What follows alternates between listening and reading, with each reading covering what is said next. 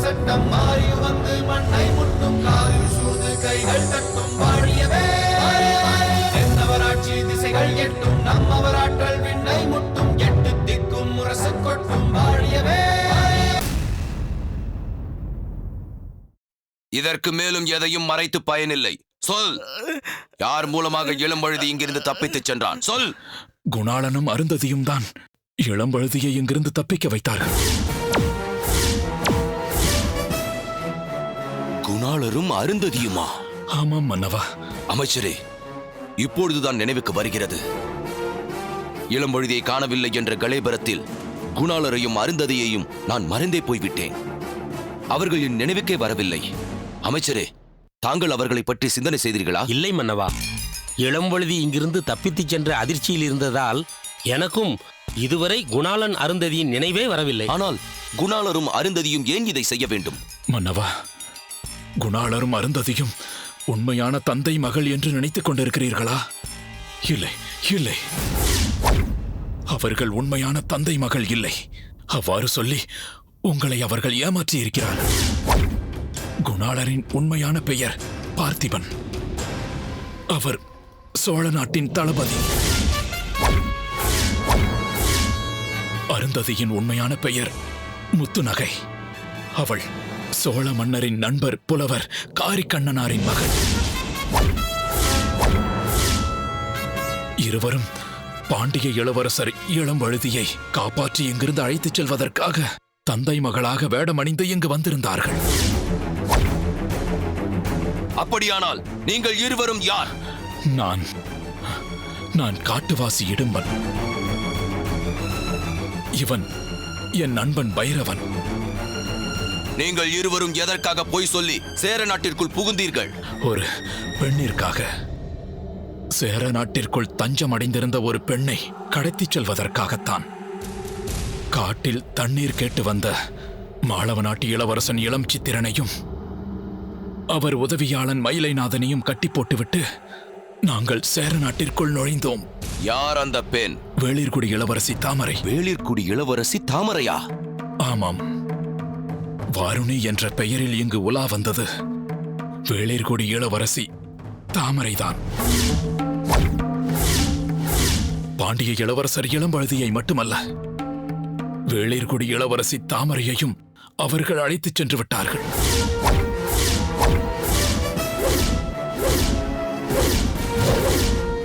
என்ன மன்னவா, இவன் இப்படி சொல்கிறான்? என்னால் நம்பவே முடியவில்லை. முத்துநகையும் பார்த்திபனும் எத்துணை சாதுரியமாக அவர்கள் மீது எந்த சந்தேகமும் எழாத வண்ணம் நம் அனைவரிடமும் தந்தை மகளாக நடித்திருக்கிறார்கள். ஆரம்பத்திலிருந்தே இவர்கள் இருவர் மீதும் எனக்கு சந்தேகம் இருந்தது. அவ்வப்போது கூட மன்னரிடம் இதை நான் சுட்டிக்காட்டியிருக்கிறேன். மன்னவா, இவர்கள் இருவரையும் என்ன செய்வது? அந்த பார்த்திபனும் முத்துநகையும் நம் கைகளில் சிக்கியிருந்தால் என்ன தண்டனை கொடுத்திருப்போமோ இவர்களுக்கும் அதையே செய்து விடுங்கள். இவர்கள் இருவரையும் கழுவில் ஏற்றுங்கள்.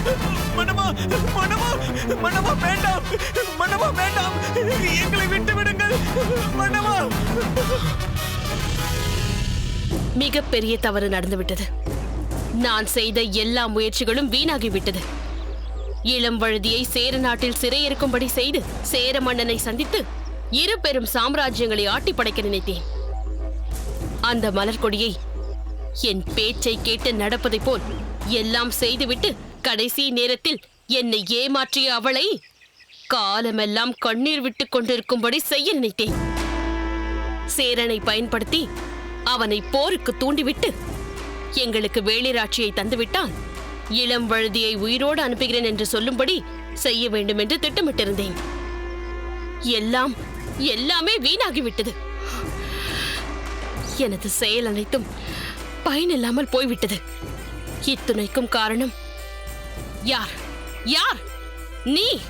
நீ மட்டும்தான் காரணம். நான் ஒரு தவறும் செய்யவில்லை அம்மா. இப்படி சொல்லி என்னிடமிருந்து தப்பித்துக் கொள்ள நினைக்கிறாயா? பார்த்திபனையும் முத்துநகையையும் கண்டுபிடிப்பதற்காகத்தானே நான் உன்னை சேர நாட்டிற்கு அனுப்பி வைத்தேன். அங்கு சென்று நீ என்ன செய்தாய்? அத்தனை நாட்கள் அங்கு தங்கி இருந்து அறுசுவை உணவு உண்டு அங்கு நடந்த கேளிக்கைகளை வேடிக்கை பார்த்துக் கொண்டிருந்தாயா? அல்லது என்னோடு பாண்டி நாட்டிற்கு வந்தபோது அந்த மகேந்திரனோடு சேர்ந்து ஊர் சுற்றி கொண்டிருந்தாயா? அதுபோல் அங்கு எவனாவது கிடைத்து அவனோடு உல்லாசமாக உலா சென்று வந்தாயா? ஏனம்மா இப்படியெல்லாம் பேசுகிறீர்கள்? வேற எப்படி பேச சொல்கிறாய்? நீ மட்டும் அந்த சேர நாட்டில் புதிதாக யார் வந்திருக்கிறார்கள் என்று அறிந்து அவர்களை கண்டுபிடித்திருந்தால் இன்று நமக்கு இந்த நிலை ஏற்பட்டிருக்குமா? முத்துநகையும் பார்த்திபனும் அங்கேயே தங்கி இருந்து அந்த இளம்பழுதியை தந்திரமாக தப்பிக்க செய்து இங்கு அழைத்து வருகிறார்கள். அவர்கள் வருகைக்காகத்தான் வழியில் ஏதும் பிரச்சனை ஏற்பட்டுவிடக் கூடாதென்று நமக்கு விசுவாசமாக இருந்த கோட்டை தளபதியின் மனதை மாற்றி ராஜ விசுவாசம் கொண்டவனாக்கி பாதுகாப்பு ஏற்பாடுகளை செய்திருக்கிறார்கள். நான் சேர நாட்டிற்கு வந்திருப்பது தெரிந்து அவர்கள் இருவரும் என் கண்ணில் படாமல் மறைந்திருந்து என்னை ஏமாற்றி விட்டார்கள். பிறகு வேறென்ன செய்வார்கள்? பாமா மாதுரி, எங்களை தேடிக்கொண்டுதான் சேர நாட்டிற்கு வந்தாயா? இதோ நாங்கள் இங்குதான் இருக்கிறோம் என்று உனக்கு வரவேற்பு கொடுப்பார்கள் என்று நினைத்தாயா? நீதானடி கண்டுபிடித்திருக்க வேண்டும். இப்போது அந்த இளம்பழுதி மட்டும் வரவில்லை, தாமரையும் வருகிறாள். இளம்பழுதிக்காகவாவது அவனை சுற்றி பின்னப்பட்ட வலை என்னால் உருவாக்கப்பட்டது என்பது தெரியாது. தாமரை என்னால் கடத்தப்பட்டு என் கண்காணிப்பில் இருந்தவள், என்னிடமிருந்து தப்பிக்க முயன்று பிடிப்பட்டவள். அடுத்த முறை இடமாற்றம் செய்ய முனைந்த போது இடும்பனால் கடத்தப்பட்ட அவள் அவனிடமிருந்து தப்பி எப்படியோ சேர நாட்டிற்கு சென்றிருக்கிறாள். தாமரையை கடத்தியது மங்கம்மா என்ற புறா செய்தியை பார்த்தவுடனே இதை தெரிந்து கொண்டு மன்னருக்கு செய்தி யார் அனுப்புகிறார்கள் என்று நான் யோசித்திருக்க வேண்டும். அப்படி யோசித்தும் நீ எதுவும் பேசாதே. சேர நாட்டிற்கு போனதுதான் போனாய். பார்த்திபனையும் முத்துநகையும் கண்டுபிடிக்க முடியவில்லை. தாமரையாவது நீ பார்த்திருக்க வேண்டாமா? அதை பற்றி என்னிடம் வந்து சொல்லிருக்க வேண்டாமா? நான் சென்ற நேரத்தில் தாமரை அங்கு இருந்திருக்க வாய்ப்பில்லை அம்மா. அதன் பிறகுதான் அவள் அங்கு சென்றிருக்க வேண்டும். அங்கு இருந்தவர்களை மட்டும் கண்டுபிடித்து விட்டாயா என்ன? உன்னை போன்ற ஒருத்தியை என்னோடு வைத்துக் கொண்டு நான் என்னதான் செய்வது? நம் பல நாள் முயற்சி இந்த ஒரு நாளில் வீணாகிவிட்டதே. பார்த்திபனையும் முத்துநகை பற்றியும் நான் அறிய முயன்ற எல்லா முயற்சிகளும் கடைசியில் தோல்வி அடைந்து விட்டதே. எனக்கு அது முன்பே தெரிந்திருந்தால் சேர மன்னரை உடனே எச்சரித்து அவர்கள் இருவரையும் பிடித்து இளம்பழுதிக்கு பக்கத்தறையில் அடைக்கும்படி செய்திருப்பேனே. இப்போது தாமரை இவ்விதம் செய்தவள் இவள்தான் என்று என்னை காட்டிக் கொடுத்து விடுவாளே. அதற்கு முன் ஏதாவது செய்தாக வேண்டும். இது என்ன? என்னம்மா? மன்னர் வருகிறார். அவர் இங்கு வருகிறார் என்றால் ஏதோ காரணம் இருக்க வேண்டும்.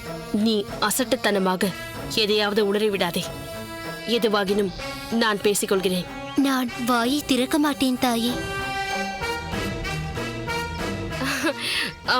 வாருங்கள் அண்ணா, வாருங்கள். தாங்கள் இங்கு வந்தது எனக்கு மகிழ்ச்சி அளிக்கிறது. நானும் மகிழ்ச்சியாக இருப்பதால் தான் என் தங்கை மங்கம்மாவிடம் இன்று மனம் விட்டு பேசிக் கொண்டிருக்கலாம் என்று வந்தேன். அது சரி, அது சரி. எதுவாக இருந்தாலும் உங்கள் சுகதுக்கங்களை பகிர்ந்து கொள்ள பிறந்த வீட்டு உறவு என்று நான் தானே இருக்கிறேன். அதில் என்ன சந்தேகம்? துக்கத்தை பிறரிடம் சொல்லும் பொழுது மனபாரம் குறைகிறது, சுகத்தை மற்றவர்களிடம் சொல்லி பகிர்ந்து கொள்ளும் பொழுது இரட்டிப்பாகிறது என்பார்கள். இப்பொழுது எனது மகிழ்ச்சிக்கு என்ன காரணம் என்பதை இந்நேரம் நீ அறிந்திருப்பாயே. நீங்கள் தான் அதை ஊரறிய அவை கூட்டி அறிவித்திருக்கிறீர்களே, அதன் பிறகு அது எனக்கு மட்டும் தெரியாமல் இருக்குமா? அரசினரி முறைப்படி அவையிலே அதை அறிவித்தாலும் தங்கை என்ற முறையில் தனிப்பட்ட முறையில் உன்னிடம் சொல்ல வேண்டியது அண்ணனுடைய கடமை அல்லவா? நீ பலமுறை கேட்ட கேள்விகளுக்கெல்லாம் நான் விடை சொல்ல வேண்டிய நேரம் வந்துவிட்டது. அதனால்தான் அங்கு உன்னை அழைத்து வர சொல்லாமல் நானே இங்கு வந்தேன். அது தாங்களின் மீது வைத்திருக்கும் அன்பிற்கு அடையாளம் அண்ணா. ஆமாம் ஆமாம், அந்த அன்பின் காரணமாகத்தானே மலர்கொடியின் நிலைமையை பார்த்து பார்த்து உருகிக் கொண்டிருக்கிறோம். இளம்பழுதிக்கு இப்படி ஆகிவிட்டதே என்று வருந்திக் கொண்டிருக்கிறோம். என்ன செய்வது? யாரோ சூழ்ச்சி செய்து என் மருமகன் மேல் பழி ஏற்பட வைத்து சேரமன்னன் அவரை சிறையில் அடைக்கும்படி செய்து விட்டார்கள். அது யாராக இருக்கும் மங்கம்மா? அது எனக்கு எப்படி என்ன தெரியும்? எனக்கு மட்டும் அது முன்பே தெரிந்திருந்தால் நீயே வந்து நின்றிருப்பாய் என்கிறாயா? என்ன? நீயே அவர்களை கொண்டு வந்து என் கண் முன்னே நிறுத்திவிட்டு நின்றிருப்பாய் என்று சொல்ல வந்தேன். இன்னொரு விஷயம் தெரியுமா? என்ன? தாமரையும் வரப்போகிறாள். அவளை யார் கடத்தினார்கள் என்பதை அவையிலேயே விளக்கப் போகிறாள். இருக்கட்டும் இருக்கட்டும், எப்படியோ அவள் கிடைத்து விட்டாள் அல்லவா, அது போதும். ஆனால் அவளை கடத்தியவர்கள் யார் என்று தெரிய வேண்டாமா? தெரியத்தான் அண்ணா வேண்டும். ஆனால் அதை பற்றி நீங்கள் அவளிடம் விசாரிக்கும் நேரத்தில் நான் இங்கு இருக்க முடியாது. ஏன்? இதோ இந்த மாதுரியை பற்றித்தான் உங்களுக்கு நன்றாக தெரிந்திருக்குமே. இவள் என்னையே நம்பி இங்கேயே கிடப்பவள். இவளுக்கு ஏதாவது பிரச்சனை என்றால் அதை நான் தானே கவனிக்க வேண்டும். அடடா, என்னவாயிற்று? உடல் நலம் இல்லையா? அதற்கென்ன, நம் ராஜே வைத்தியரை நானே அனுப்பி வைக்கிறேன். இல்லை இல்லை, அதுதான் பிரச்சனை என்றால் நானே அதை செய்திருக்க மாட்டேனா? பிறகென்ன? அவர்கள் ஊரில் இவள் குடும்பத்தில் ஏதோ பிரச்சனை, அதை நான் சென்றுதான் சரி செய்ய வேண்டும். அதற்கான பயண ஏற்பாடுகளில் ஈடுபட்டிருக்கும் போதுதான் தாங்கள் வந்துவிட்டீர்கள். அப்படியா? என்ன அண்ணா? நீ ஒன்று செய். மாதுரியின் விஷயம் என்றால் நீ அதை விட்டுவிட முடியாது. அதே நேரம் தாமரை வரும் நேரத்தில் நீ நிச்சயம் இங்கே இருந்தே தீர வேண்டும். அதனால் அந்த குடும்பத்தினர் அனைவரையும் நமது அரசு செலவிலேயே இங்கேயே வரவழைத்து பேசி தீர்த்து விடு. ஆனால் ஒன்று, என்ன? இளம்படுதியும் தாமரையும் இங்கு வரும் வரை நீயோ உன் தோழியோ இந்த பூம்புகாரை விட்டு போகவே முடியாது. இங்கேதான் இருந்தாக வேண்டும்.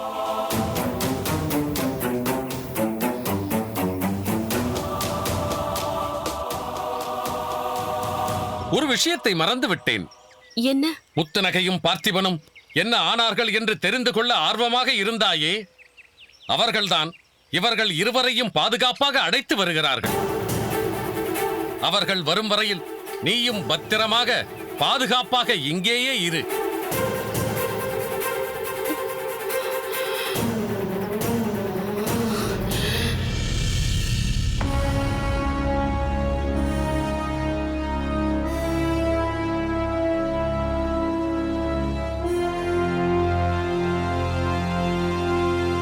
அமருங்கள். அவையோர்களே, நாம் இதுவரை எத்தனையோ முறை நமது அவையை கூட்டி பல விஷயங்களை பற்றி பேசியிருக்கிறோம். இந்த அவையில் எண்ணற்ற விவாதங்கள் நடந்துள்ளன, வழக்குகள் நடந்துள்ளன. அவற்றுக்கெல்லாம் அனைவரின் கருத்தையும் அறிந்து விளக்கம் தந்திருக்கிறேன். சில நேரங்களில் அவை எதற்காக கூடுகிறது என்று கூட தெரியாத நிலை இருந்திருக்கிறது. அதன்பின் இங்கு வந்து நான் அதை பற்றி சொன்ன பிறகுதான் நீங்கள் அதை அறிந்து அதில் பங்கு கொண்டிருக்கிறீர்கள். ஆனால் இந்த முறை நான் எதற்காக அவையை கூட்டிருக்கிறேன் என்பது உங்களுக்கு தெரிந்திருக்கும் என்று கருதுகிறேன். உண்மைதான் மன்னவா. சென்ற முறை அவை கூட்டிய போது ரோமாபுரி தூதுவனுக்கு பாதுகாப்பு துணையாக யாரை நியமிக்கப் போகிறீர்கள் என்பதை சொல்லாமல் அவையை கலைத்து விட்டீர்கள். அதை பற்றி சொல்வதற்காகத்தான் இன்று அவையை கூட்டியிருக்கிறீர்கள் என்று நான் நினைக்கிறேன். சரியாக சொன்னீர்கள். ஏனென்றால் அப்படி அந்த பணிக்கு ஒருவனை நியமிப்பதற்கு முன் பல விஷயங்களை சிந்திக்க வேண்டியிருந்தது. அவன் வீரமிக்கவனாக இருக்க வேண்டும், அத்தோடு விவேகமும் நிறைந்திருக்க வேண்டும், கல்வி ஞானம் பெற்றவனாக இருக்க வேண்டும், அத்தோடு அதை பற்றி தெளிவாக எடுத்துரைக்கும் சொல்லாற்றல் பெற்றவனாகவும் இருக்க வேண்டும். வருகிற தூதுவனிடம் தன் பெருமையை காட்டிக்கொள்ளாமல் அவன் பெருமையை உணர்ந்து போற்றி அவனை உற்சாகப்படுத்துபவனாக இருக்க வேண்டும். இவ்வளவையும் யோசித்து எவரிடம் எதை பற்றி ஆலோசனை கேட்க வேண்டுமோ கேட்டு அதன் பிறகே அறிவிக்க வேண்டும் என்று நினைத்தேன். அதன்படி தகுதியான ஒருவரை தேர்ந்தெடுத்து விட்டீர்களா? நிச்சயமாக. இல்லாவிட்டால் இன்று இந்த அவையை கூட்டியிருக்க மாட்டேனே. அதை அறிவிப்பதற்காகத்தானே அமைச்சரிடம் சொல்லி அவையை கூடும்படி செய்தேன். அவன் யார் என்று தங்கள் வாக்கால் கேட்க காத்திருக்கிறோம் மன்னவா. நான் சொன்ன அந்த விஷயங்களை மனதில் கொண்டு ஆலோசித்த போது சில விஷயங்களை உறுதிப்படுத்திக் கொண்டேன். இதில் உறவு என்ற விஷயத்தை பார்க்கக்கூடாது. உயர்ந்த பொறுப்பில் இருப்பவரின் பிள்ளை என்பதற்காக தேர்ந்தெடுக்க கூடாது. நான் சொன்ன அந்த தகுதிகளை மட்டுமே பிரதானமாக கொண்டு தீர்மானிக்க வேண்டும் என்று நினைத்தேன். அப்படி பலமுறை எல்லா வகையிலும் ஆலோசித்து பார்த்தபோது என் மனதில் தோன்றியது ஒரே ஒருவனின் பெயர்தான். அவன்தான் செழியன்.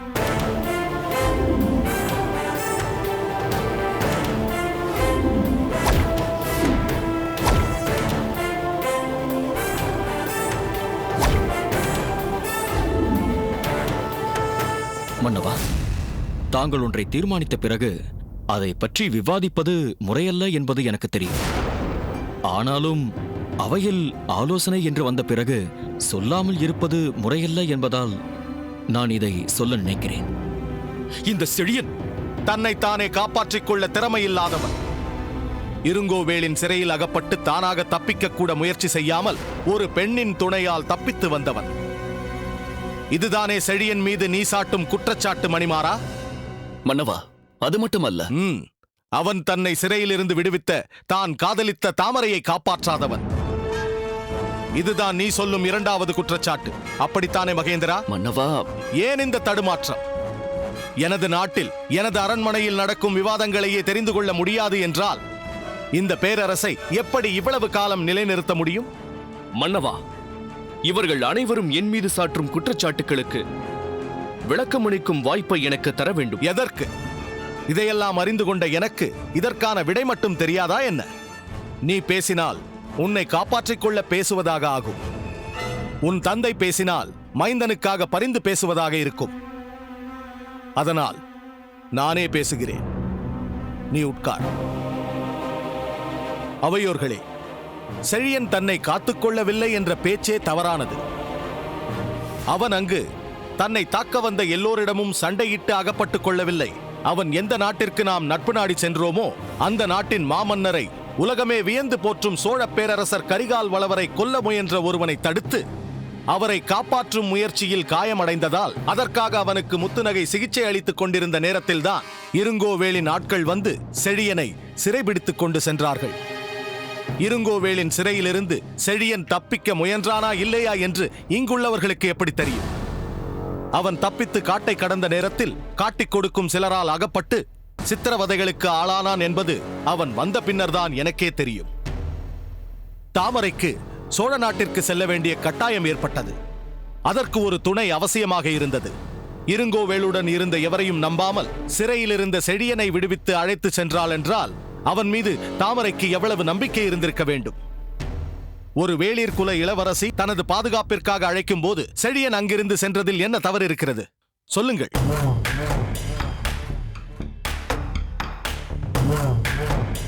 அடுத்த குற்றச்சாட்டு, தன்னை நம்பிய தாமரையை காப்பாற்றவில்லை என்பது. தாமரை காணாமல் போன போது நாம் அனைவருமே இளம்பழுதிக்கும் மலர்கொடிக்கும் திருமணம் நடைபெற்ற மண்டபத்தில் தானே இருந்தோம். அங்கே இருந்திருக்க வேண்டிய தாமரை எவராலோ எப்படியோ ஏமாற்றி அழைத்துச் செல்லப்பட்டு கடத்தப்பட்டாள் என்றால் அதற்கு செழியன் மட்டும் எப்படி பொறுப்பாக இருக்க முடியும்? அங்கிருந்த சோழ மாமன்னர், பாண்டிய மன்னனாகிய நான், இங்கு வீற்றிருக்கும் நீங்கள் ஒவ்வொருவருமே அதற்கு பொறுப்பேற்க வேண்டியவர்கள்தான். சொல்லுங்கள், உங்களில் யார் அந்த பொறுப்பை ஏற்கப் போகிறீர்கள்? நீங்கள் யாரும் பொறுப்பேற்க முடியாது என்பது போல் அன்று மாப்பிள்ளை தோழனாக இருந்த செழியனும் பொறுப்பேற்க முடியாது. அதனால் இதுபோல் பிறர் மீது குற்றம் சாட்டுவதை விடுத்து ரோமாபுரி தூதுவனுக்கு பாதுகாவலனாக பொறுப்பேற்கும் செழியனுக்கு துணையாக இருங்கள். செழியா, இந்த கணம் முதல் நான் உன்னை ரோமாபுரி தூதுவனின் பாதுகாவலனாக நியமிக்கிறேன்.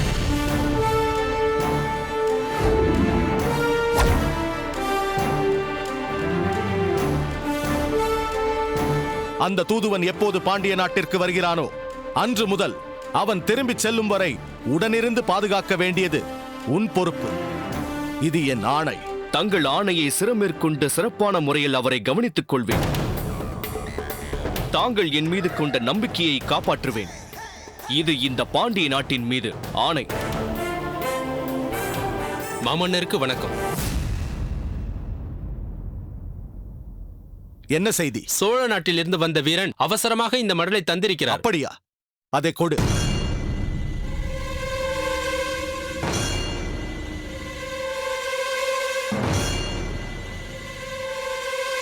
நீ செல்லலாம். உத்தரவு.